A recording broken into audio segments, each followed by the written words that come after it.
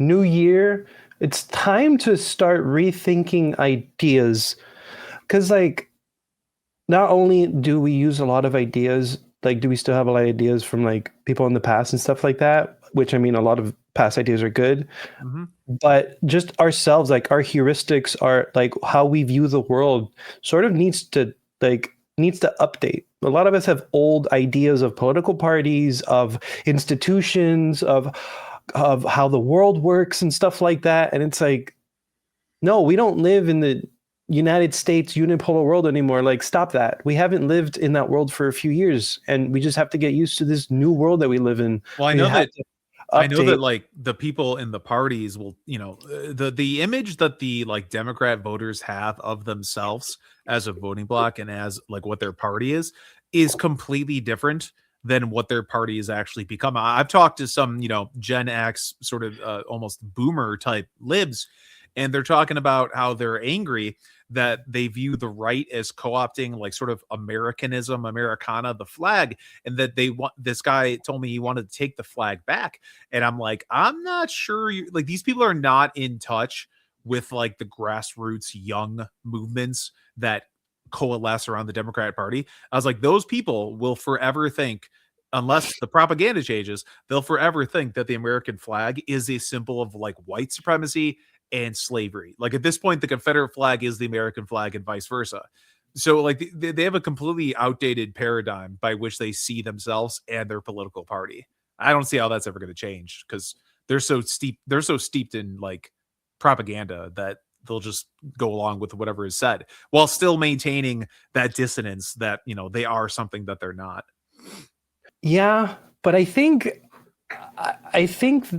beyond the disconnect, because you always have a disconnect between, in any group, in any institution, the people at the top and the average worker or the average drone or the average supporter. You same in business and political parties, like the people at the top are operating on a different level from the people at the bottom. Yeah, 100%. And, but I mean, the left views themselves. I mean, the left views themselves, I think, very easily. They're the good guys. We're the bad guys. Mhm. And by we, it's anyone who disagrees with their, lockstep movement of, whatever flavor of the month idea or opinion needs to be the important opinion. Yeah.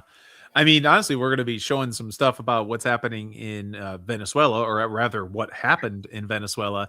But I mean, Trump just straight out coming out and saying that, oh yeah, it's about the drugs and it's because he's an evil communist dictator. But he's largely just openly admitting that it is about the oil. I mean, I found a tweet.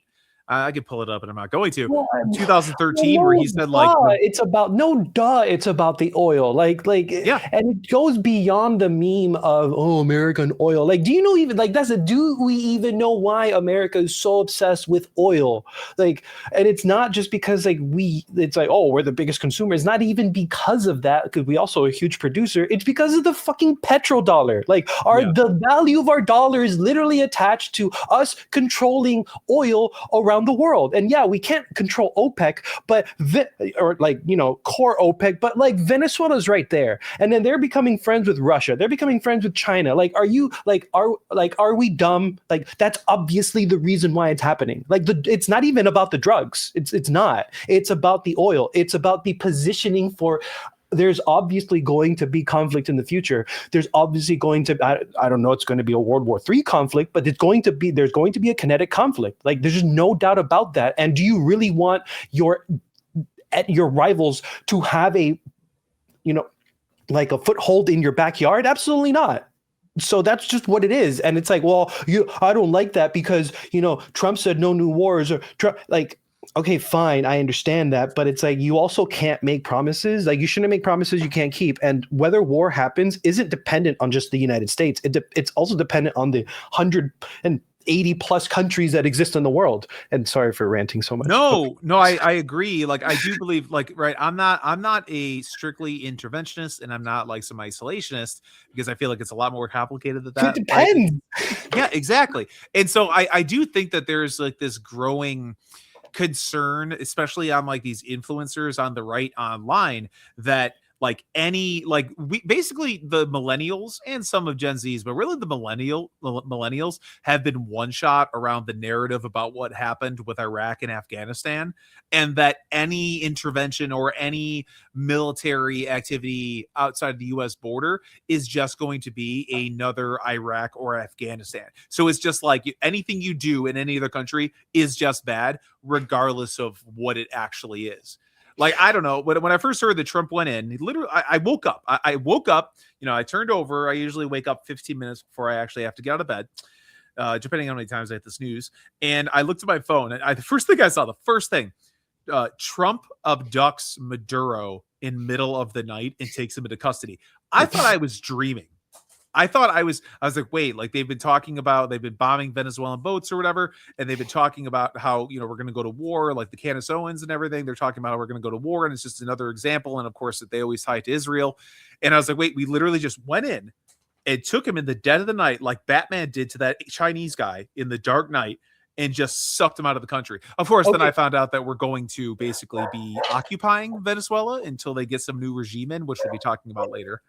I mean, let's be honest. What did we do? We did exactly what Russia wished they could do to Zelensky. Like that is a proper special military operation right there. So it is from a pure aesthetics level. It's very much, create a montage of like American fighter jets and Eagles set to like Kenny Loggins music from the Top Gun. Aesthetics wise, it is very much the sort of the image we had of America in the 90s, that we're like the saviors of the world and we're the heroes of the world. The aesthetics of what happened are very good, just looking at it through that lens. Yeah, like it's not only, a flex of the United States military, because you always have, and sometimes I go through this too. It's kind of like, oh man, the United States isn't really strong in production. And, I sort of keep track of, US, what the US is trying to, like, weapons wise producing in the future and stuff like that. Not too much, but we spend a whole lot of money, and we sort of don't know where to go as a military. So sometimes I have the doom and gloom of like, oh shit, like China has a lot of, damn, they're building more carriers, or they're catching up to us. And then I see something like that, and it's like, oh okay, we lost how many soldiers? 0? Yep. Okay, we used how many aircraft? How many helicopters? 150 aircraft. We used dozens of helicopters, which helicopters are super weak. So that's obviously, so is Venezuela's military, but like anyone with an RPG can potentially, decently take down a, freaking plane, or not a plane, a helicopter. Like obviously you have to be super lucky, but it happened. Black Hawk Down is, we had Black Hawk Down for a reason, not just as a movie, but as an actual situation. Yeah. So, yeah, I know it's a weak enemy, but it's like, we obviously still are the biggest, baddest military in the world with, insane coordination and stuff like that. And, like the whole thing of like, oh, now it's going to produce a problem. And now like other random leaders are going to get abducted at night. And I don't think that's really going to happen. Because I mean, like, Russia and China and any one of these people, they could have decapitated their respective rival governments whenever they've wanted, and they just haven't. So because they can't. Yeah. So some of the funniest stuff I've seen out there is from leftists, where they've been freaking out about Trump doing this, and they're acting as if like Trump is just a dictator, even though this is a different dictator that he removed, but they like him because he's a communist regime dictator. But it's like, these are the same people that would be celebrating if someone snuck into the White House in Trump's bedroom and slit his throat. It's not even that. These people are like, no kings, no kings. Yeah, there's a dictator of Venezuela. We just like yoinked him, except that one. That king is okay. And it's like, bro, are you fucking serious? Like, and that's the thing. Like, I'm torn on this. Like, I don't want us to intervene, but at the same time, like, I'm Cuban. I'm part Cuban. I understand like the Venezuelan need and desire to, liberate your country and your people from, this horrible, communist dictator, and so like, I get it. I get the feelings. I get the reasoning, but there's a danger to that, because you just then turn the United States into a fucking mercenary army for whatever foreign groups that exist in the United States, and you just can't have that, because once again, you're basically choosing a potential foreign citizens over American citizens, and it's like, Yeah.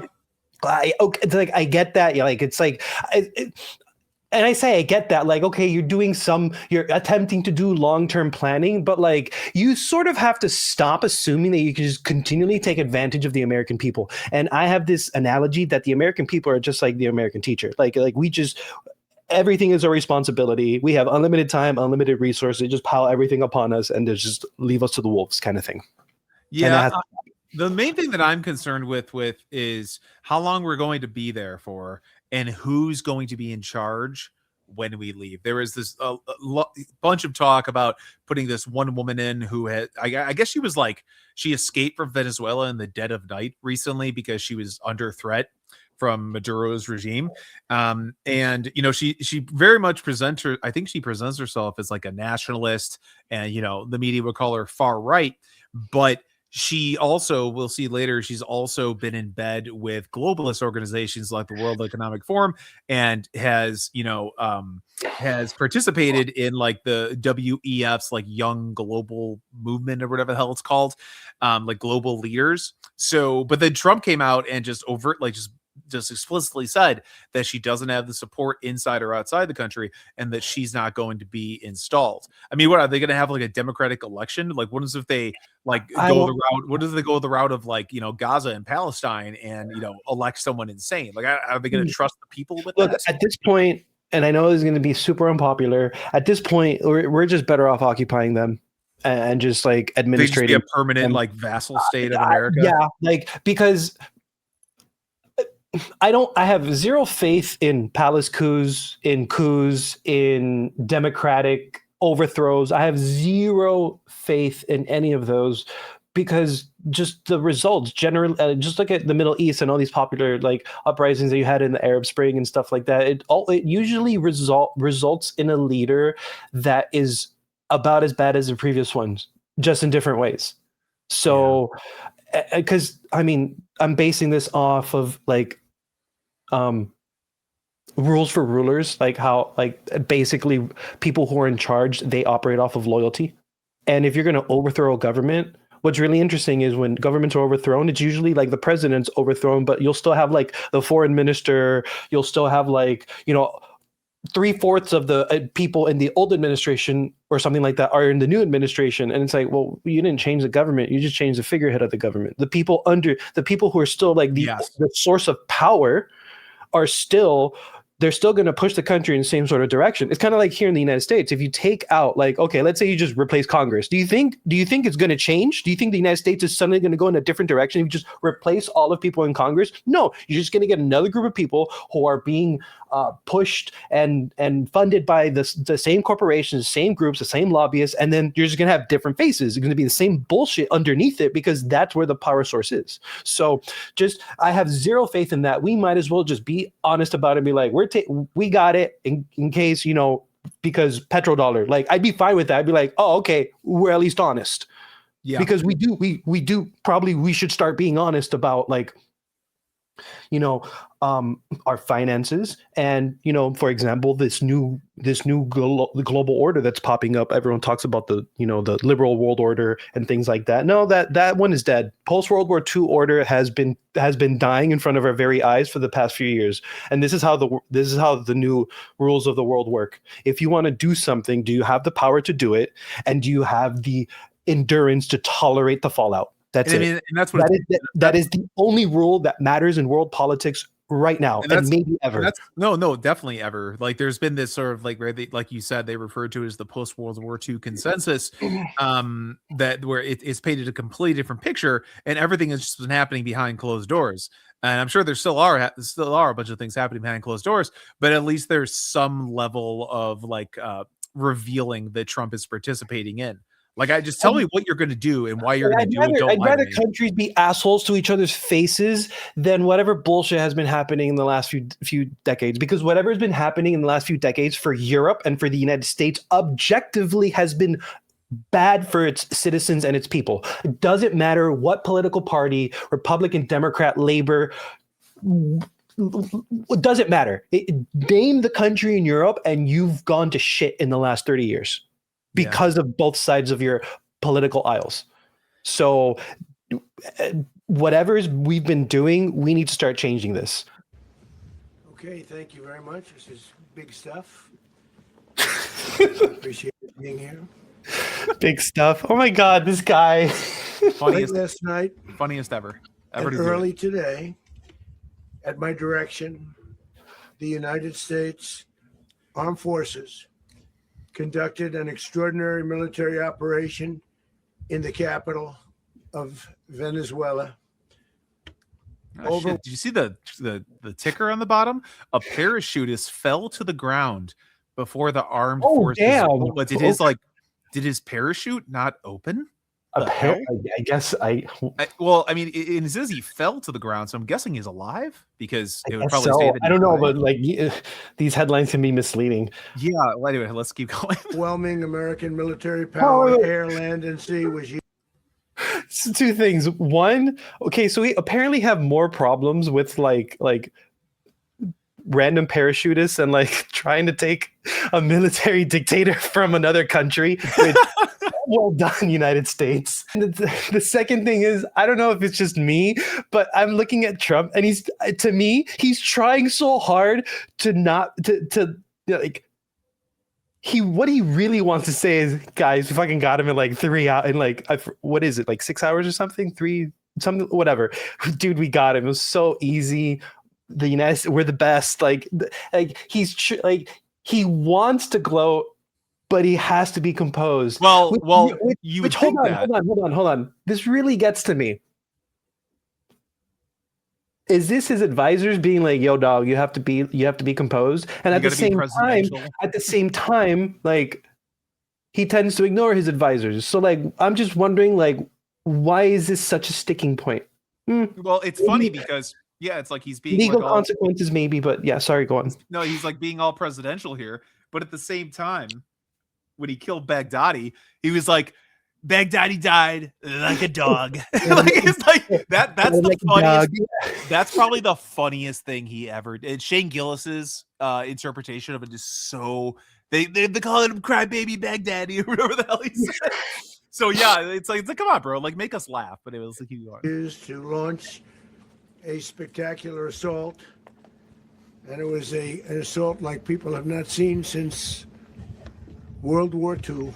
Of course, everything goes back to World War II. It was a force against a heavily fortified military fortress in the heart of Caracas to bring outlaw dictator Nicolás Maduro to justice. This was one of the most stunning, effective, and powerful displays of American military might and competence in American history. And if you think about it, pause it right there. Other good. So I just want to say, like, just the fact that we had 0 losses, like, those are rare. They do happen, but they're rare. Like, the only thing I can remember of, like, us having 0 losses is the Battle of fucking Trenton with George Washington, Christmas miracle, crossing the river, not just once, but we had no losses when that happened? Yes, they were okay. Battle of Trenton. Oh my God. And shout out to the Fat Electrician. He came out with a really amazing episode on it. Like, I learned a bunch of stuff that I didn't know, and I freaking teach this. So I was like, oh damn, like there was multiple crossings. Because he followed Trenton up with like half a dozen other battles and stuff like that. Like it was a period of 10 days. But Trenton itself, like, freaking Knox rolled in cannons into the actual city itself, like in the streets, so that when like the Hessians would like get out of their beds and try to form up, they would be in front of a cannon with. Were those like the Hessian mercenaries that were brought over? It wasn't the British; it was the Hessian mercenaries that they captured. But like they killed John. I think it was John Rahl, the commander of all of the Hessian forces. So it wasn't like a scrub force over there. It was tough ass mercenaries and 0 losses. Yes, 0. It was absolutely incredible. Like no one died. That's crazy. Like there were 2-3, there's a few people injured. I think James Monroe took a shot to the shoulder and like almost died. Well, that But makes it even more badass. yeah, James, no, he was like 22 or something, but like he gets hit in the shoulder, like the something like that. And yeah, so like there's 2 injuries, and like on the crossing, I think 5 guys froze, but in the battle itself, no one died. So that's the last, 0 loss battle I can think of, and that is like one of the most important days of American history. I would have. Yeah, I mean, it's like, I mean, the iconic painting of Washington crossing the river. I wish that somebody would. I wish that somebody would have put that in Trump's speech. No one's seen anything like it since the Battle of Trenton. That would have been no losses, not since Trenton. Hasn't happened before. That would have been hilarious. They're starting to call me the new George Washington. It's oh my amazing. God, no, that's too much. Because Georgie like did it himself.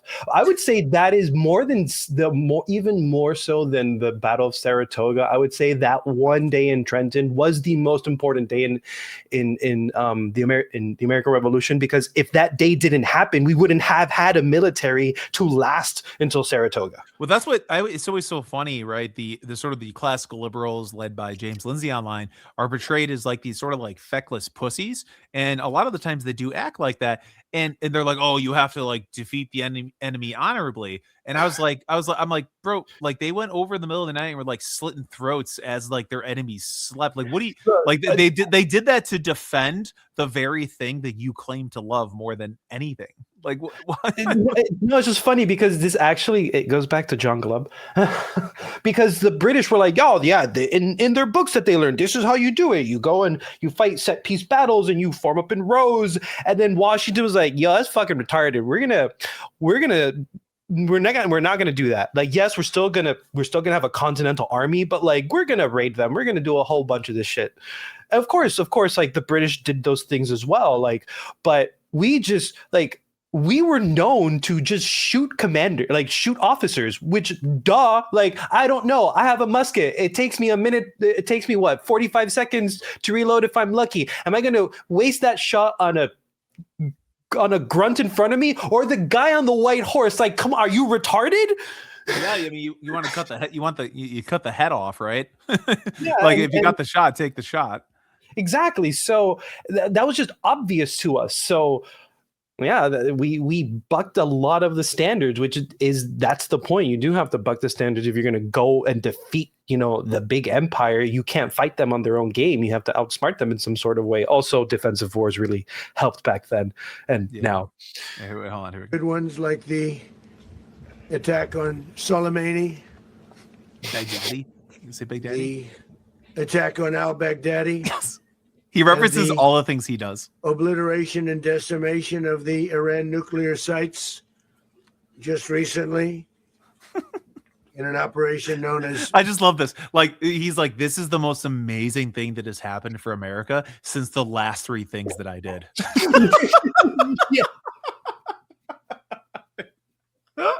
Midnight Hammer.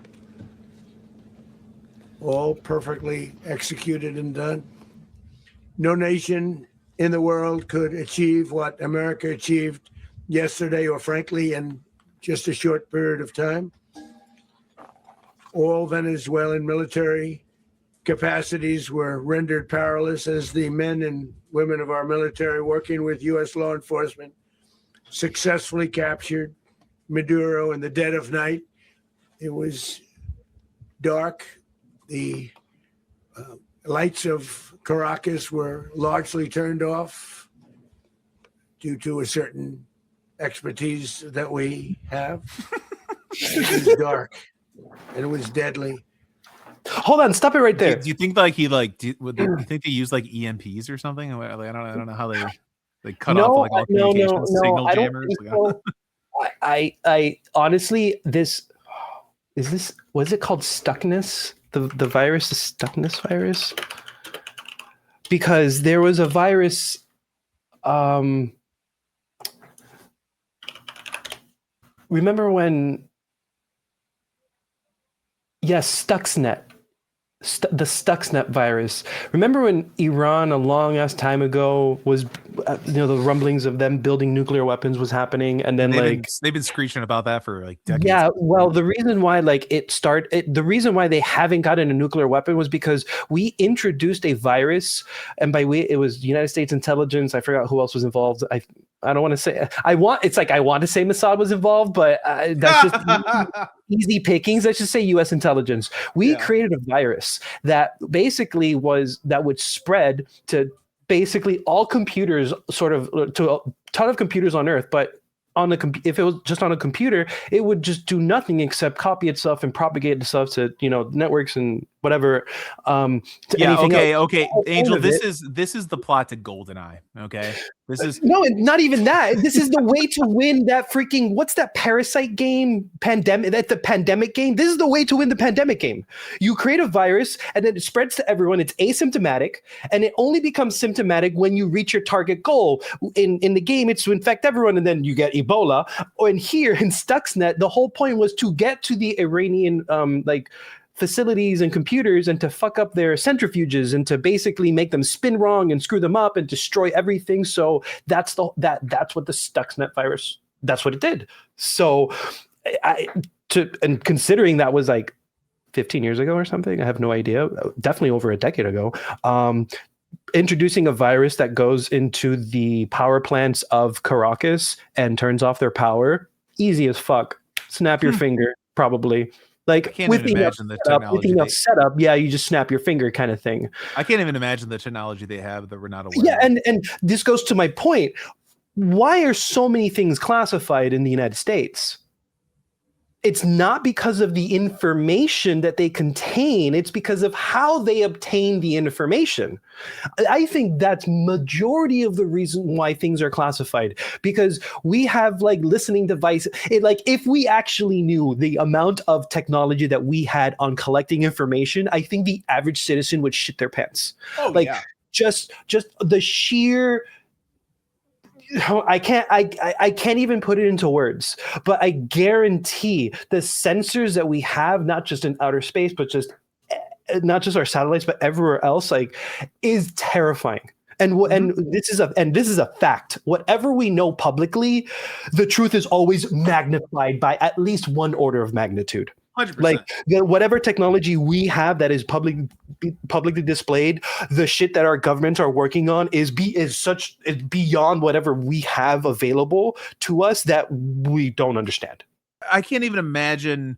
I mean, think about it. These different NGOs and these people that operate outside of any sort of jurisdiction where they can be held accountable. Think about the insane forms of technology they have. If you just look at DARPA white papers and the stuff that they've been experimenting with going back to 60s, 50s, everything like that, I can't even imagine what they have now.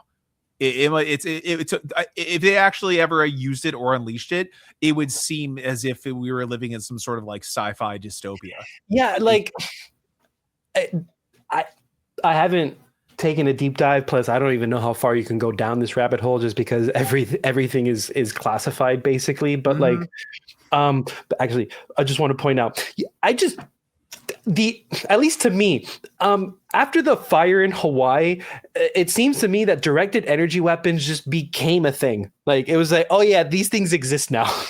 They have to exist. I mean, just the fact that they could, if they wanted to, someone could utilize cloud seeding technology. When they said they accidentally flooded those regions. I can't remember where they were. They accidentally seeded the clouds too much or an incorrect amount, and it created massive floods. That's been a insane conspiracy theory for years. And yet it's oh no, they have cloud seeding technology, and if they wanted to, they could just flood any kind of region that they see fit. No, go ahead. I was going to say, honestly, that's the only explanation I could think of for our leaders, these people that constantly act in opposition to the interests of the American people. My theory is that many of them probably don't know, but I would assume the people that are in the know that basically it's yeah, no, you have to do what we want you to do, what we want you to do. Otherwise, we're going to do something terrible. I would assume that a lot of them are being held hostage. That's my outrageous conspiracy theory. Well, I don't know, but what I do know is I think I can't believe I'm going to say this. Operation or is it Operation Samson? But the Samson option. There we go. Oh boy, The Samson option. Like this is a legitimate thing. Like third rail.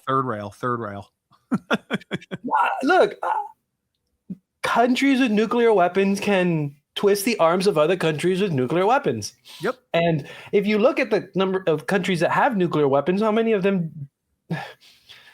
Whatever. I don't want to dive down that. No, it is. I mean, the Samson option is a real thing, right? It's basically that, like the nukes. What the nukes of Israel are aimed at their allies' countries as opposed to their enemies' countries. Isn't that basically what the gist is? No, I believe the Samson option is just okay. We're gonna drop nukes on our neighbors. Yeah. But that's also that's like Chansey using double edge. You're gonna fucking hurt yourself in the process. Okay, like, are you sure it's a strong attack, but you're gonna hurt yourself? Are you sure you want to do this? So, was in the 70s or 60s. Israel's like, we can use nukes, or you can help us, United States. Like, pick your poison. Mm-hmm. Well, think about that too. And honestly, this whole, I do think that a lot of the ruling class, the ruling elite, are religious zealots, and that they've sort of tricked us into thinking that we live in this post-God secular world. And there is, I mean, how much biblical prophecy, depending on which Christian sect you follow, is centered around like a cataclysmic war happening in the Middle East, basically right where Israel is. So that's why I always try to, like, people always like shit on Israel all the time, and it's like, okay, we criticize Israel just like you criticize every other country, but like, if enough threats are levied against them and their backs are against the wall, a bunch of innocent people are going to die, including the people inside Israel. So yeah, that's a whole thing. But the thing I wanted to get to is nuclear weapons are 80 years old. Yeah. To think that is the number one ultimate weapon that we have. Are you sure?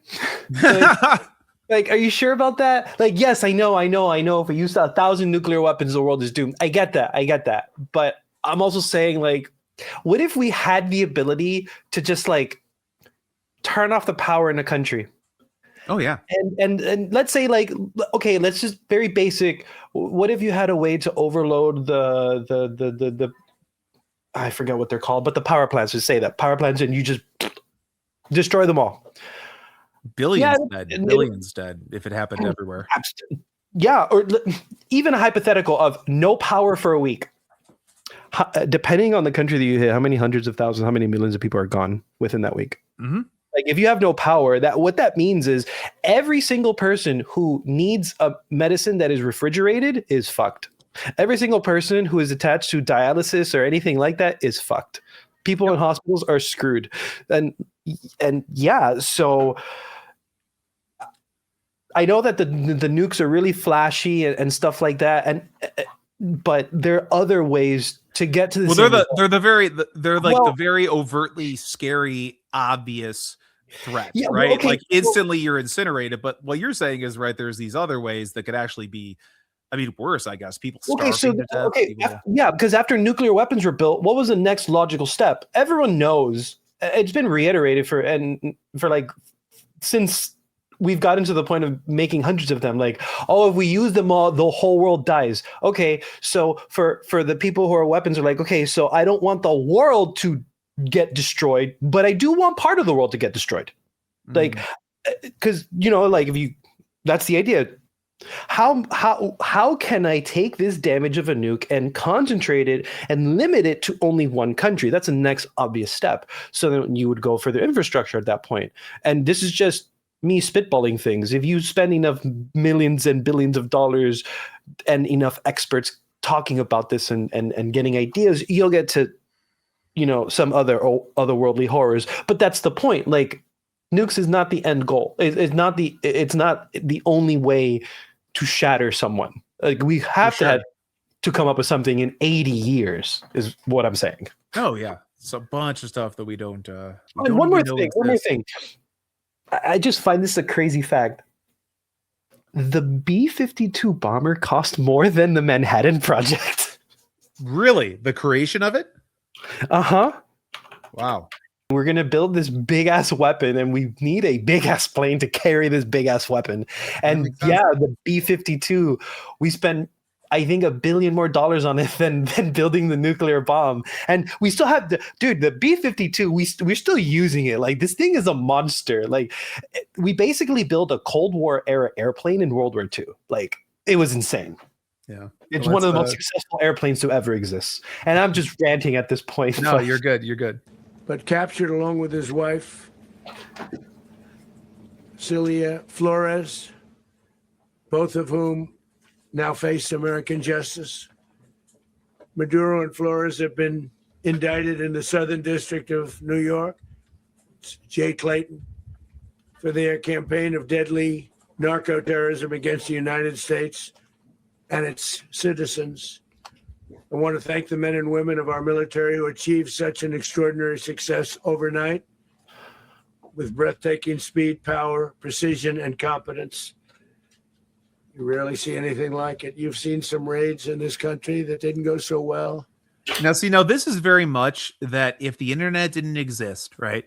This would be very much a unifying event that would have like bolstered American spirit. If this had happened in like the 80s or the 90s, before we had the internet, with the democratization of all this information and all these different little cliques and groups and cults and sects forming, this is like something that they would release as like a propaganda film to bolster the American spirit. But now it's like the second this happens, like you have leftists claiming that it's evil because Trump is Hitler and a dictator. You have people on the right saying that this is actually about something else. Like this whole conversation about it being oil, that veil would not have been lifted as it has been. And this would be something that everyone, would be outside waving American flags, high-fiving each other. If this was the 90s, this is what would have happened. Okay, so you got me thinking. I was thinking, why if we look at one war that everyone can say that was a bad war, it's Vietnam. Okay, why did we hate the war in Vietnam? What was so upsetting about it? The same reason why most military conflicts are looked at in a bad way. They take too long. They're prolonged. A lot of death, a lot of wasted resources, a lot of horrors for what? Like the cost of the war, at least for the average American citizen, really outweighs itself, after the early game. If you've been in a war just look at the war in Ukraine. Like, that's a perfect example. Like, the loss isn't worth the goal. If Vietnam would have taken 4 days, I don't think many people would have complained. Or I think the biggest concerns would not have existed, like the loss of American life, the injuries, just the horrors that the American soldier faced for what? For a political gain that would only serve the people at the top. Now, I was someone who I'm not an interventionist. I don't like death. Yeah. I don't like bombing people. I think it's fucking horrible, and I hate the fact, like, if it's like, what's the one thing that you hate about being an American citizen? That, like, I live in the country that bombs everyone else. Like, I fucking hate that, man. Yeah, especially when it's like, even if like you could look at, like, say you look at one individual bombing and it's like, well, look who it took out. Look, the terrorists it took out. Then you start looking at the collateral damage, and it's like, there's like a bunch of dead children around it. It's like, imagine if someone is like trying to rob your wife and you like kill the robber, but you also kill like 3 children that were in the immediate area. Would you consider that a win? It's like, yeah, and like. So I obviously know that being an isolationist, or would you consider yourself an isolationist? I can, like, ideally, depending on the situation, I would be. What? Is it like dependent on the situation? No, in a perfect world I would be, but in a perfect world, like, most people would be non-interventionists. Like, we wouldn't fuck with ourselves because we have a lot of internal problems that we need to fix. Yeah. So, like, ideally we wouldn't. Or like, ideally, I would be a non-interventionist. But okay, we don't live in that world, so sometimes we have to intervene. Okay, fine. If we're going to intervene, then how about a new set of fucking rules? We should only intervene when it is advantageous to the average American citizen. Period. Hey, maybe we're going to get some cheap gas soon. Are we going to get some cheap gas because of this? We're not. No, that's the thing. We're not. We're not going to get cheap gas. We're not, because the problem is the profits stay at the fucking top. And it's like, okay, I get it. But at the same time, it's like, give us something. Like if you, God, this sounds so evil because I said that I thought to myself a year ago, man, there's going to come a point where American citizens are going to favor invading countries for their resources or for their political like gain or power flexing or whatever. Well, we're sort of seeing that with Trump. There's definitely a lack of pretense and just being like, no, we're going there because we want this thing. Yeah, it's very Romanesque. But I lost my train of thought. Fuck. No, you're good. Let's keep watching him for a little bit, then maybe we'll go on to some maybe I'll find it again. Yeah. They were an embarrassment. If you look back to Afghanistan, or if you look back to the Jimmy Carter days, they were different days. We're a respected country again, like never before. These highly trained warriors operating in collaboration with U.S. law enforcement caught them in a very ready position. They were waiting for us. They knew we had many ships out in the sea. We're just sort of waiting. They knew we were coming. So they were in what's called a ready position. But they were completely overwhelmed and very quickly incapacitated. If you would have seen what I saw last night, you would have been very impressed. I'm not sure that you'll ever get to see it, but it was an incredible thing to see. Not a single American service member was killed, and not a single piece of American equipment was lost. We had many helicopters, many planes, many people involved in that fight. One thing, let me say just one thing. One thing that I like about this is that it's kind of like there's been this sort of because a lot of soldiers when they came home from Vietnam were like spit on, right? They were like, they weren't welcomed as like heroes. And that happened. A bunch of them did some really some of them did really bad shit. No, I know, but like, they were all cast as that. And, of course. And that happened a little bit with Iraq and Afghanistan, but there is sort of this sort of consensus that while those wars were bad and they were net negatives, it's like the act of volunteering to go to war under the pretense of defending democracy, whatever, in and of itself is still a heroic act, even if the reason why you were actually going to war was not because of that. Like, I like that. I still think that it's like a selfless, a lot of the times, a selfless act to do that. And I like that, like, veterans aren't demeaned in that way anymore. Yeah, I agree with that. Now, I mean, maybe this is what the leftists think. Maybe, I don't know, but I'm thinking, okay, so if the history of American soldiers is to constantly be hijacked and to be used for rich men's profits, like I don't understand that. Like, you don't understand what? Okay. I don't know what I'm trying to say. Yes, it's honorable to want to defend the United States. Yeah. But if you look at the history of American soldiers,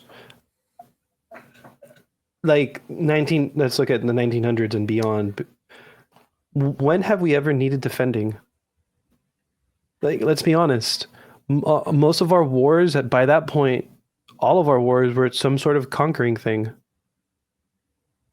I suppose. The narrative that's been created, and there's a large part of it is true, is that, like, in terms of the natural consensus, the last war that is really looked fondly upon is World War II, right? Like, stopping a madman who wanted to conquer the globe and was murdering millions of people is how the narrative goes. And obviously there's a lot of truth to that. I don't claim to know what's exactly, what's exaggerated. I mean, sure, but like after Dunkirk, Hitler just suicided himself into the Soviet Union. Like, that's 80% of World War II. And it pisses me off that like everyone ignores the Eastern Front because it's by far the most important front, because that's where all the horrors happened.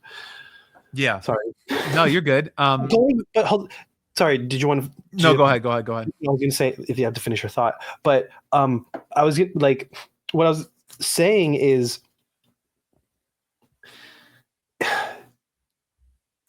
I don't know, like is because I think leftists look at it like, oh well, the American military is terrible. They just go on conquest, and anyone joining that is either stupid or they're part of it. And I think that's how the left is thinking. That's how they yes, correct. But that's the thing. They're not. There's a kernel of truth in how the U.S. military has been historically used. So like, I don't know. It creates cognitive dissonance, and I don't know how to solve for that. And I think this is why you just have the people on the left who completely ignore the honorable action of the idea of wanting to defend your country.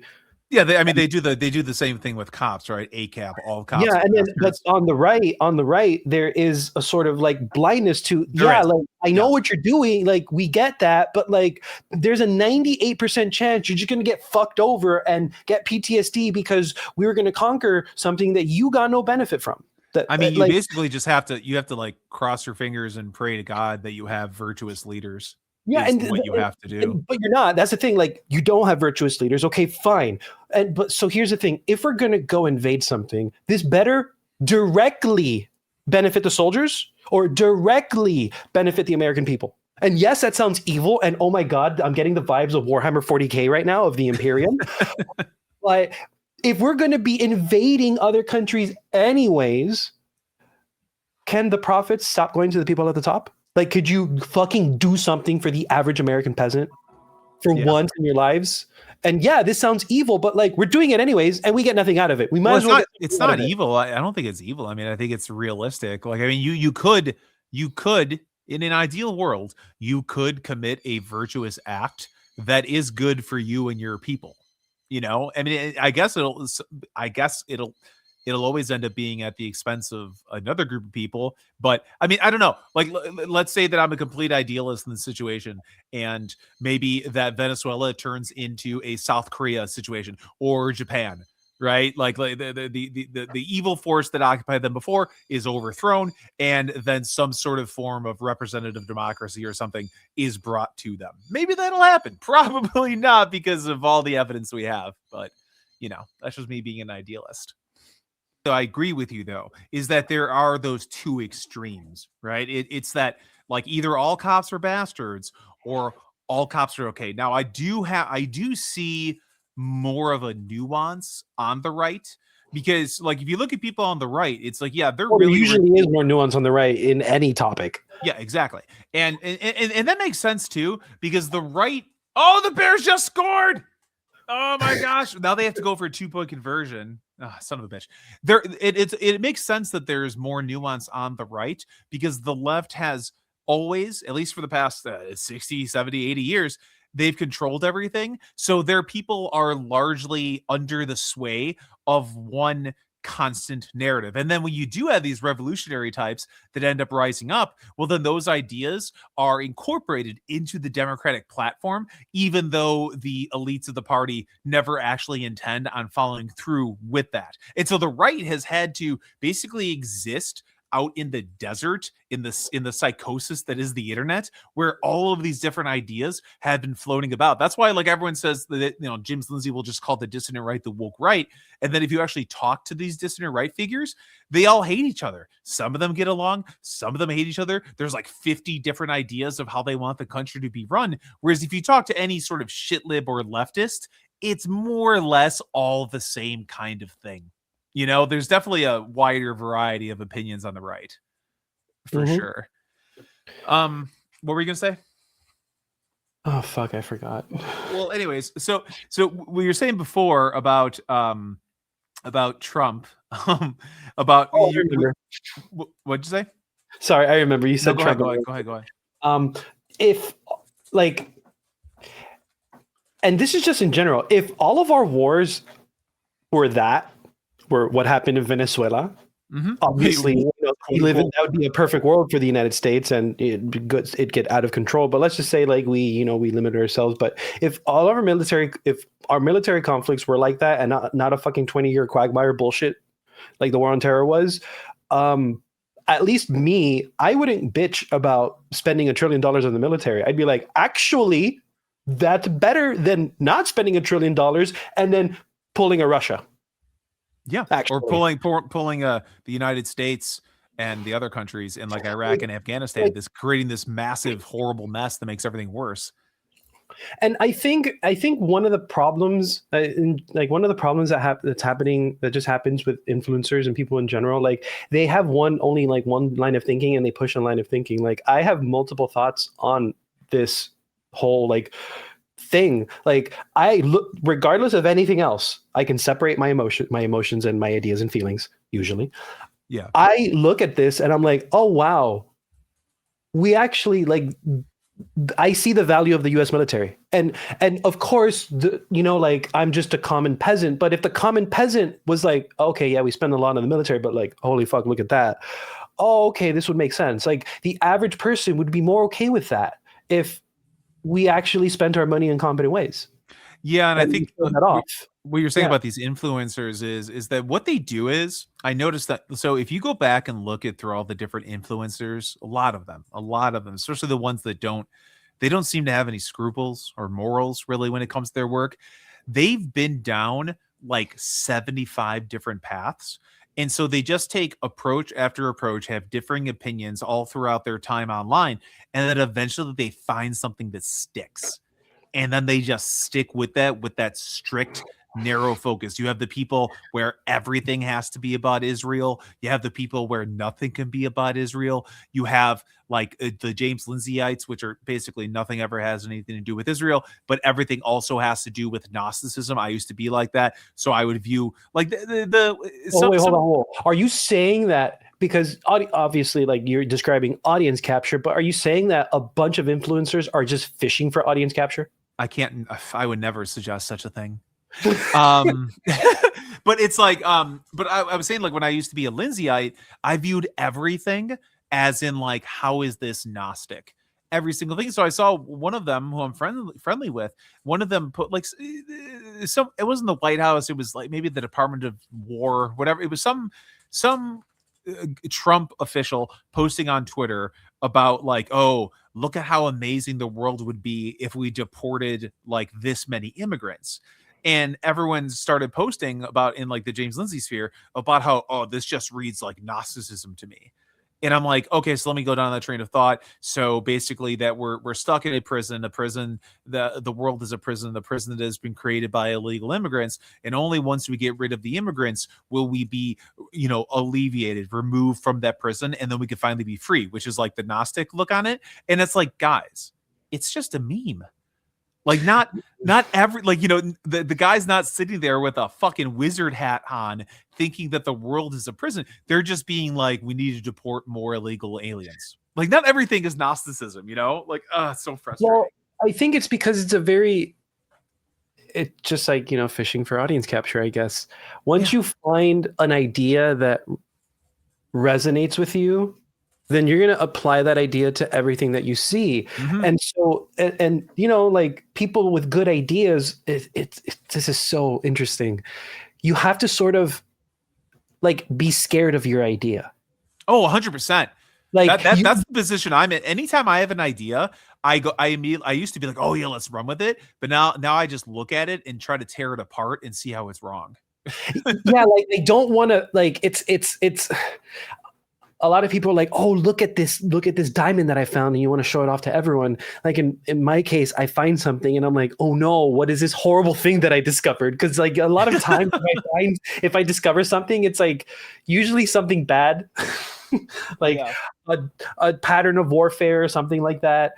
And so I'm just like, oh man, I have that urge of, best example is applying John Glubb to everything. Like I have that urge. No, I get it though. Cause like, you see, it's a good idea. It's a solid B+ A- idea. It really is. And I really, I'm happy that you do that. Cause I tried to do that too. Cause it's like, if you want, you can have a singular worldview and then you could look at the information presented to you, maybe ignore some of the stuff that goes against your narrative, but you could then shape that information into looking like as if your worldview is what is definitively true. You could literally do it with anything. That if you go like that's what X is. X is just various pockets of people that look at what's happening and then contour it to like their single expertise. That's what James Lindsay has done. If you go on like the UFO UAP side of X, everything is looked at through that lens. I once was in a space with this crazy guy who said that he was like one of the elites that like was drinking the blood of children. And he started going down a list of different things that are happening in the world and that will happen, and then describing how every time that happens, why that fits into his paradigm. So like you can do that with anything. And I feel like once you start doing that, at that point, you're basically compromised because you're unwilling to look at the new information in at least try to in an impartial way. You know, at that point, you're compromised. The world does not conform to any one person's paradigm. Yeah. Its paradigms, they comport to part of the world. They give you part of the puzzle or the equation or whatever analogy you want to use. But like I've always looked at like having either a good idea or precognition or something like that as that's not something you flex. That's something you should be very, especially if it's like precognition or something like that. You should always be sort of afraid of that, because you are dealing with things that you have no concept of. Oh yeah. Whether it's like random, whether it's like pure randomness, like we don't understand pure randomness at all. Like humans, we lose our shit when it comes to randomness. Like if you are stricken with cancer kind of randomness, like we cannot tolerate pure randomness.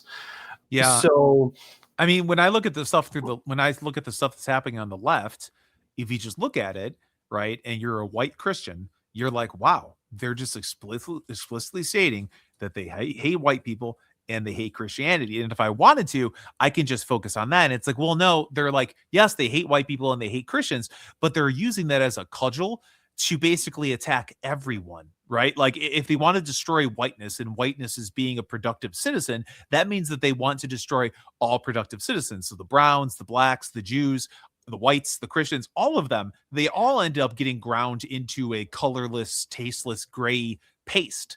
You know, so like if you look at it just on its face value, it's like, yeah, they hate whites and Christians, but they're using that as a cudgel to go after everyone. It totally makes sense why you would want to destroy citizen productivity if you believe in an all-powerful government. Actually, that makes complete sense. Oh, it makes complete sense, 100%. Yeah, because remember, a government responds to who is feeding it. And if they're being fed by the citizens, the government will invariably listen to the citizens because it has to. Because otherwise it loses its support. When the funding of politicians went from being funded by citizens to corporations, especially being magnified because of Citizens United, this is why we see our government. Really quick, I've heard of it a lot. Is that basically where Citizens United allowed corporations to essentially achieve personhood? Is that what that is? Yeah, that's what I thought. Yeah. So especially after Citizens United, like this is why our politicians do not listen to the citizens, and they have like a 20% approval rating, because they're being fed by corporations. They're being fed by lobbyist groups, by PACs, by whatever you want to, by whomever, foreign groups, by whomever. It's not being funded by citizens of the United States. So you need to solve that. Citizens United needs to be reversed, and there needs to be laws that are like, your funding can only come from citizens. That's it, period. Fuck you. It's over. That's it. You want a one rule change in society that would be dramatic? That. Well, yeah, and especially like, I mean, think about that, right? Like, hold on, sorry. At that point, all right, citizens, it's time to cough up a little bit of cash. Like, okay, now you have power to do this, but you need to support your candidates now. Well, I mean, at that point, the citizens are the lobbyists, right? And it's like, and it's, I mean, think about that. Like if you remove that ability for citizens to be the ones essentially responsible for the legislation that's created, like think about the amount of scumbags that will purposely seek out to become a politician, to become a personality like that. They're doing it for complete perverse incentives. Mm-hmm.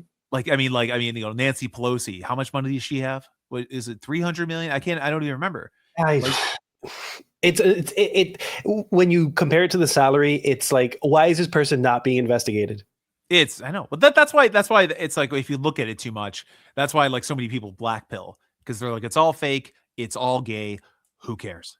Well, because it is, and we've reached the point where we either have a reform or we will have an eventual revolution. Like that's what's going to happen. Like this fraud stuff that's happening in Minnesota. If no one goes to prison, you're going to have a lot of American people being like, why do I pay taxes? Now, okay, I need to say I'm not advocating on tax strike or anything like that. Don't come after me, IRS. I'm not saying anything like that. But what I'm saying is the idea of what the fuck, these people can just have daycares and just be in the United States for 10, 20 years, and 80% of them, 90% of them are still on public welfare. And I have to bust my ass off every single day just to barely survive in my small condo or apartment or something like that. Are you kidding? What's the point in paying taxes in that regard? The crazy thing, and the crazy thing is that if that kind of revolution happens, right, regardless of where it's coming from, the country has been split into two alternate realities. We live in two basically parallel dimensions right now.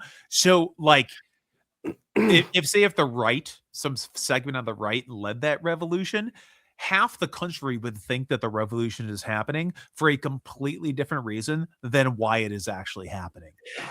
The left is just primed. The left is completely primed to be like, oh, this is the last gasp of white supremacy and Hitler. That's all they'll think. That's all they will think. They'll never know. Nobody will ever know, because the left controls all the means of communication. And it's insane. Nope, they will not know why it's happening. All I know is this.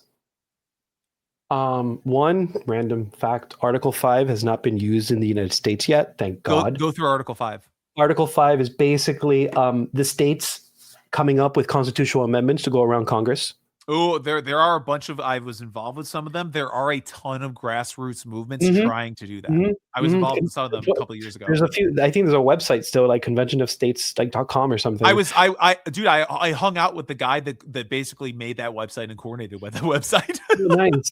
Yeah. So like there's two ways to make amendments. One, Congress proposes and then states ratify it or approve it. But the second way is the states gather up and then propose it and then ratify it in their own personal state legislatures. Yep. So that hasn't been used. But the more important thing is, if the right, if in the future there is a soft revolution in the US, if the right leads it, it's going to be a shitstorm. I'm going to hate it. Everyone's going to hate it. It's going to suck, because whatever system that is created now from our, what do I call it? From our decadent, immoral, perverted society is going to be a disgusting form of government. And that would be the ultimate show of, I can't believe I'm going to say this, of the welcome to this age of decadence. Well, if the left has a revolution, we're fucked doubly. Like, no joke, I will leave the United States. I will move to Chile and bye. Like, if there is a change to the Bill of Rights and the Constitution, I'm out. Bye. I'd rather take my chances in Chile. Yeah. And I know that sounds very un-American, but fucking up the Bill of Rights and the Constitution is also very un-American. So there's only 4 rules you need to remember: make the plan, execute the plan, expect the plan to go off the rails, and throw away the plan. This is one of the most true things on earth ever. Like, whatever, or what is it? Like, your plan only lasts first contact with the enemy, sort of thing. Mm-hmm. So just in general, and I forgot even why the reason I brought this up right now, but just in general, this is one of the most true quotes of life. Like, anything you plan, you're gonna have to do something different. I mean, there's always some variable that you're not going to be able to foresee. Yeah, there's something that you're not going to consider. There's something that's going to be unexpected. Even if you expect what's going to happen, you're probably not going to expect your reaction to things. It's just sort of like you have a plan. I mean, look at the people being like, oh, Trump, no new wars, no new wars. Okay, well, that was his plan. His plan was no new wars, but like, you can't fucking control that, you know? Like, so